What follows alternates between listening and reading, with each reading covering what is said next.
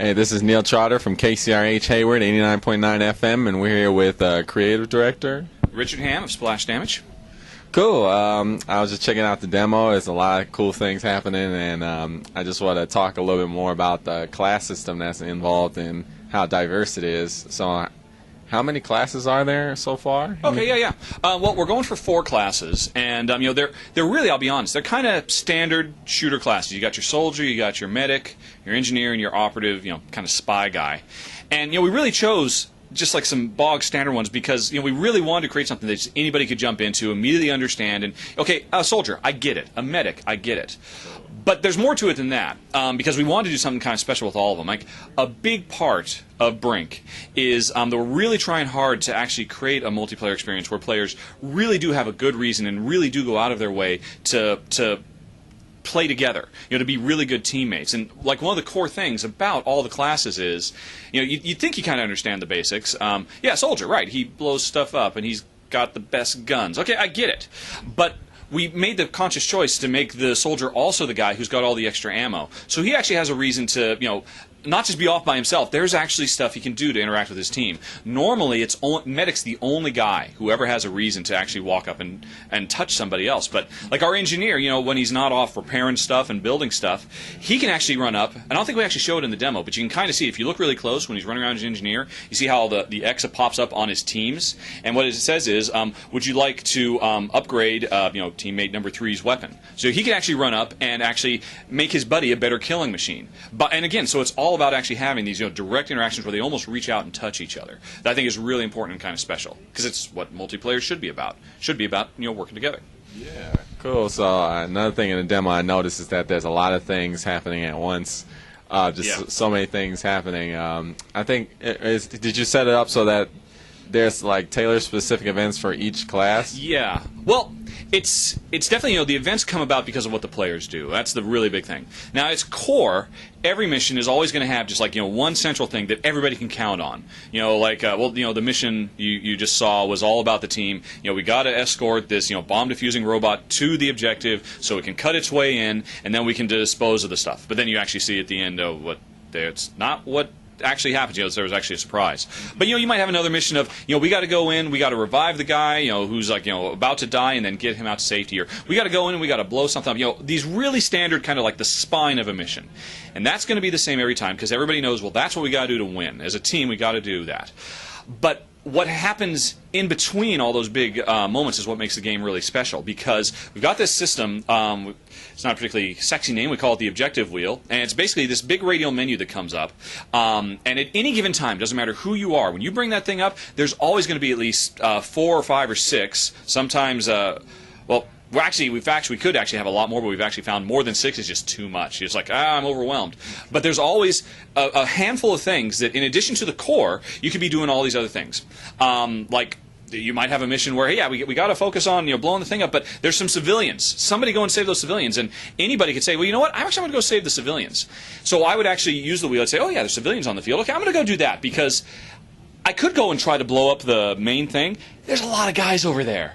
That's a lot of action. If I go over there, I'll die over and over and over again because I'm just not very good. So that's not the thing for me. So the game is recommending, well, why don't you go help these civilians? Because if I do, I get them out, my entire team gets an experience point bonus for the rest of the match, so they're earning twice as much. So, I help everybody by doing that. So I say, yeah, I'm going to do that. Now use the wheel and boom. And so, the arrow pops up, will lead me where to go through the world, which is a big deal. In multiplayer shooters, you often find, yeah, I'm going to go in and play. And now I'm playing with people who've been in this level for about 1,000 hours, know it backwards and forwards, know all the secret tricks, and I'm just lost all the time. So it's really important that everybody can just jump in and have fun. That's like the number one thing. So I say I'm going to do the civilians. The game actually leads me to it. And because I've actually said, I've chosen the objective that's going to pay me 1,000 experience points or whatever, I've now created new objectives for my teammates. You might be a soldier. And I'm a medic, so I'm going to go, rescue the civilians. I choose that. You now get a new objective saying, would you like to shield me and actually provide cover for me? Now, you don't have to. You might just be focusing on the main thing. But if our system determines that, everybody would be having more fun right now if you were to actually come along with me. We'll actually make that a more attractive thing for you. And we'll actually make it worth more experience points than normal to encourage you, to bribe you, really, to bribe you to come and help me. So you come along and do it. And so now we're like a two-man team. It's just kind of happened very naturally. It's not because we both have mics and I'm saying, come on, man, come and help me, because you'll just tell me to blow. I was going to say something worse, but this is radio. So you'll just tell me to take a hike, but when the game tells you, it seems like much more official, and so you feel like, well, yeah, I will do that because I can see the benefit. So now we're a two-man team going to do this thing.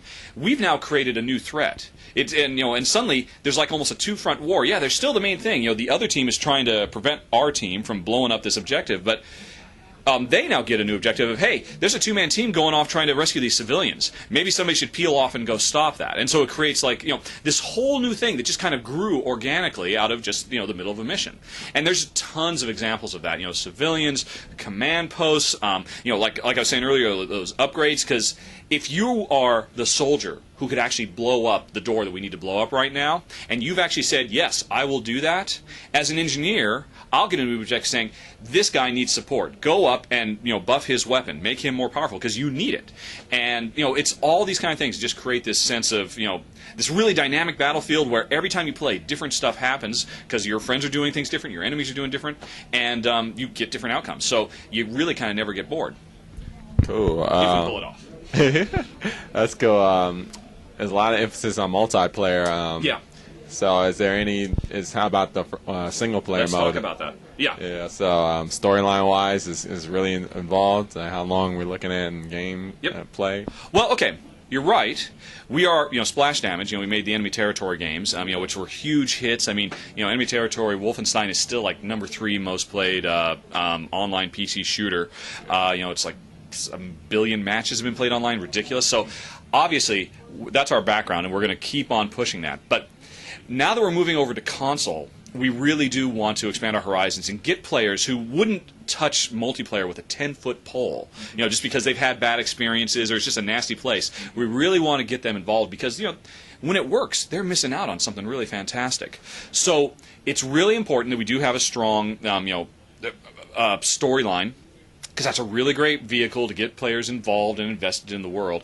And so what's going to happen is you jump into the storyline. We expect, hey, let's say you don't like playing multiplayer games at all. You still pick up Brink because you've heard it has a great story, great action, great role-playing elements, great character customization, all these really kick-ass features. Can I say kick-ass? That's cool. Sweet.